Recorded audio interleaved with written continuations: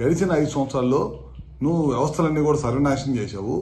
ఒక మాజీ ముఖ్యమంత్రి 3-4 సార్లు ఈ రాష్ట్రానికి ముఖ్యమంత్రి చేసిన అతను చంద్రబాబు నాయుడు గారి ఇంటికి మీ ఎమ్మెల్యేలను పంపించి గేట్లకు తాళ్లు కట్టిన రోజులు నీకు గుర్తురాలేదా?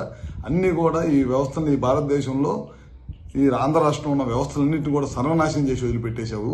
మొత్తం కూడా రాజకీయ లబ్ధి కోసం గడిచిన 5 సంవత్సరాల్లో మా కార్యకర్తలను కానీ లేకపోతే మా నాయకులను కానీ ఎవరిని కూడా బయటికి రానియకుండా కేసులు పెట్టడం అన్నీ కూడా చేసి వ్యవస్థలన్నీ కూడా నాశనం చేసి వదిలిపెట్టావు.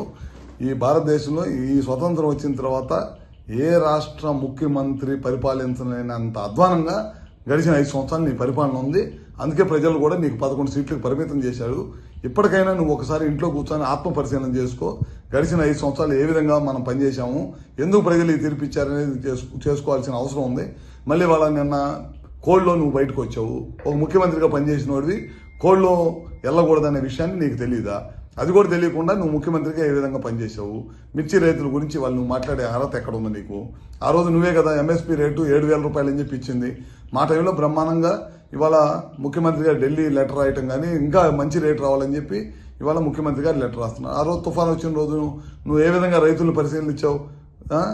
పరామర్శకు వచ్చి నీకు గ్రీన్ కార్పెట్ వేసుకొని గ్రీన్ కార్పెట్ మీద బెంచ్ కట్టుకొని బెంచ్ మీద నుంచొని రైతులను పరామర్శించిన ముఖ్యమంత్రి ఎవడన్నా ఉన్నాడు ఈ దేశంలో అంటే నువ్వే. ఆ రోజు అపోజిషన్ లీడర్గా ఉండి రైతుల తరఫున పోరాడిన వ్యక్తి ఎవరన్నా ఉన్నాయంటే అది మా చంద్రబాబు నాయుడు గారు.